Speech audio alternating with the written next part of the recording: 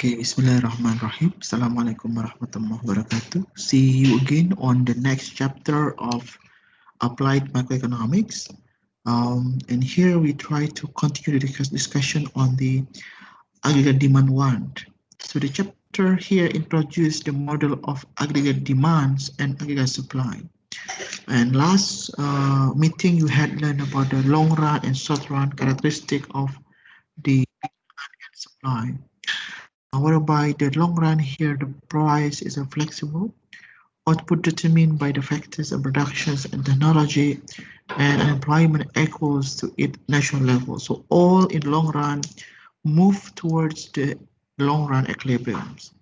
Differently, in the short run, the price is fixed or sticky. Output determined by the demands, and employment is negatively related to the output. So from this regard, in the long run, the role of the productions or the supply side is important, but in the long run, the role of ED is more important than the long run. And here, the chapter developed the ESLM models and the theory that yields the aggregate demand curves. And we focus on the short run and assume the price level is fixed. So on this ED, we focus on the short run and assume the price level is fixed. And here the connection clause, if you remember, a simple closed economy model in which income is determined by expenditures. So it noted by the I plan investment and E equal to the C plus I plus G mean planned expenditures, and the Y here is the actual expenditures or real GDP. So difference between actual and planned expenditures and planned inventory investments. So on this regard, we try to focus on the planned investment, the planned expenditures, not unplanned inventory investments. And the next one, here is the element of connection clause. If we remember last meeting, we have consumption function, we have government policy variables, yeah. Have the planned expenditures, yeah. And we assume that actual expenditures is equal with the planned expenditures. And here's the graphs, yeah, positively graphs, yeah. And the next one, you can see that from this regard, yeah, you can see that the graphic of equilibrium conditions is the 45 here, yeah, and here's the planned expenditures, and here's the income output. And here is the equilibrium value of incomes, yeah. So the equilibrium of here is the planned expenditures, C plus I plus G, yeah. And here is the increase in government purchases. For example, the government increase the government purchase, government expenditures, so it will increase here delta G, and it will also increase the income delta Y.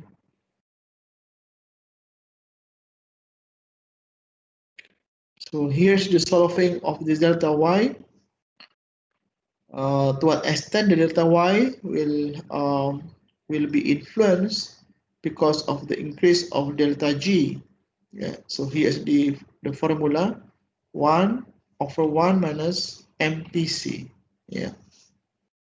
So here, for example, we have MPC 0.8, marginal propensity to consume, and your question about how much the delta Y because of the increase of the government purchase. And you have here MPC 1 over 0.2, you can get 5 times delta G. So the delta Y will increase 5 times as much from the delta G. Here are another examples you can see here. So the multiplier is greater than 1. Initially, the increase in G causes an equal increase in Y. But the increase of Y because of increase of C, and also it will make the G here will be bigger because the G here is accumulation of the consumption as well. Yeah. Increase on tax, so it will make the consumption decrease. Yeah, because taxes increases means your purchasing power will be decreasing. So it will make the C decrease to the C2. Yeah, it will make the delta X and make the delta Y here also decrease. And the solving of the delta Y to extend the delta Y will be affected because of delta T changes. You can see here minus 4. So delta Y will decrease 4 times as much before. Yeah. The tax multiplier here is negative. So a tax hike reduces consumer spending, which reduces incomes. Yeah. So tax hike reduces consumer spending, and which reduces income in the end. Is greater than 1, the changes in taxes has multiplied effect on incomes. And smaller than the government spending multiplier, consumers save the fractions of a tax cut, so the initial boost in spending from a tax cut is smaller than from a increase in G. Yeah. So you can just read by your own here.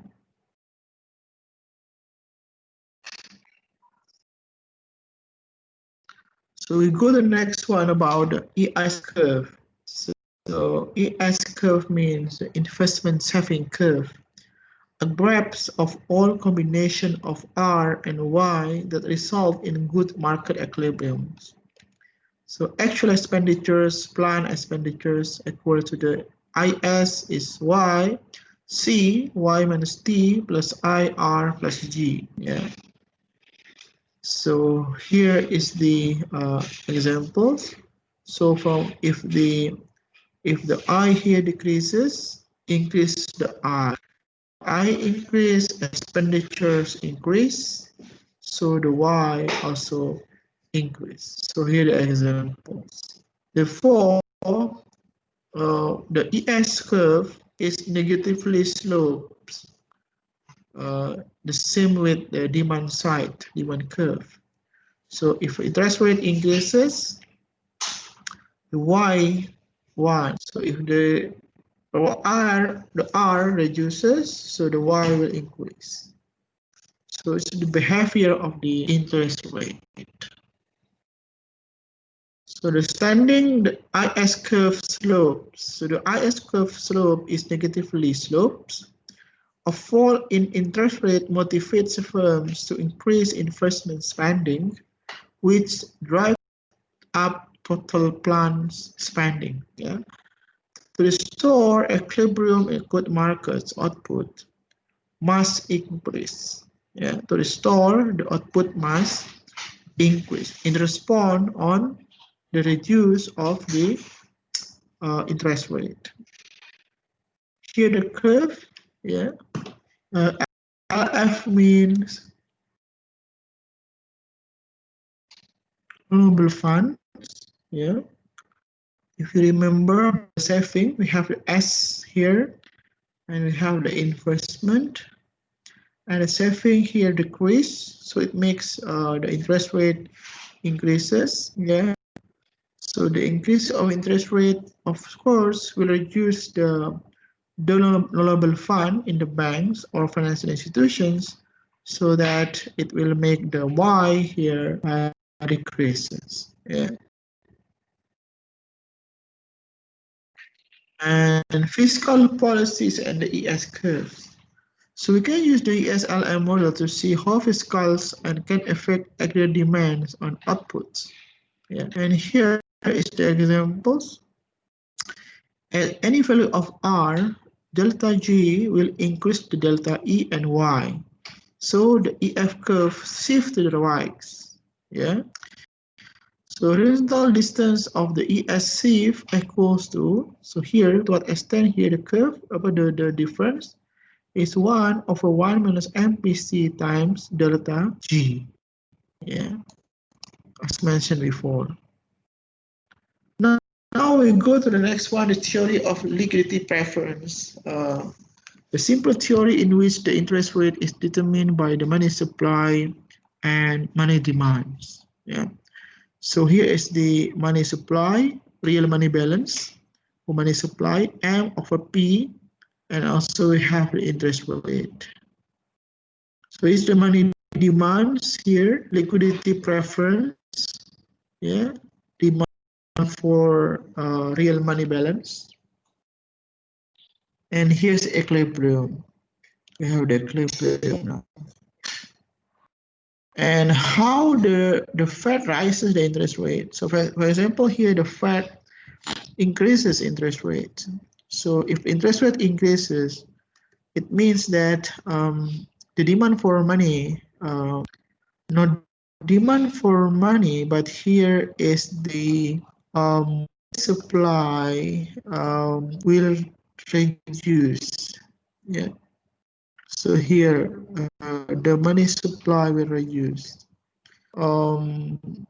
Yeah, it could be also the money demands, but here the focus on the money supplies. So reduce to the left. Yeah. So it will make the interest rate increases, and it happens a monetary tightening. Yeah, monetary tightening. And here is the monetary tightening. We have the liquidity preference in the short run and quantity theory Fisher effects in long runs. Yeah. So the price is sticky in the short run and the price flexible in the long run. And predictions here, if the interest rate positive, yeah, whatever condition of the interest rate, it will be more than zero. So interest rate here not really affects the price. Yeah. But in the long run, the interest rate is quite sensitive with the effects. So the high interest rate, it will make the prices also flexible in responding that interest rate movements. So the LM curve basically try to equate between the real money balance and the liquidity preference. Yeah, L is liquidity preference by influenced by interest rate and incomes. If you're driving here, deriving the LM curve, you have the interest rate and you have the real money balance. And here is the curve, and also here is the supply. And if the liquidity preference here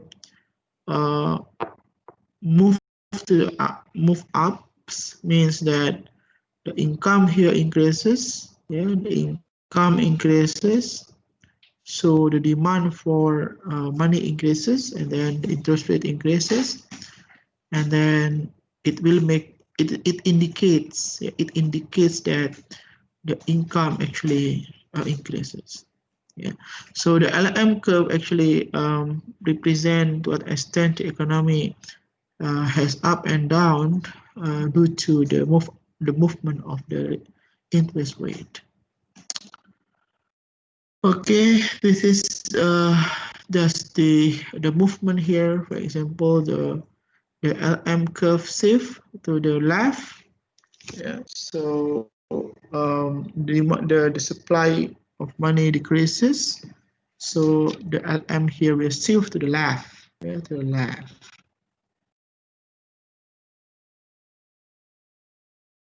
And here is the equilibrium between the ES and LM. Yeah, the equilibrium that will have the equilibrium in interest rate and equilibrium in income. Yeah. So here's a big picture. So Keynesian cross represent ES curve and theory of liquidity preference LM curve. And if you mix both of them, ESLM model, and it will represent aggregate demand curve and aggregate supply curve. And the model of aggregate demand and supply curve also will explain the short run of fluctuations. So it's the summary, you can just say it by your own. So in short, this chapter tries to introduce how the ES and LF curve are moving up and down because of the movement in demand and supply in the economy.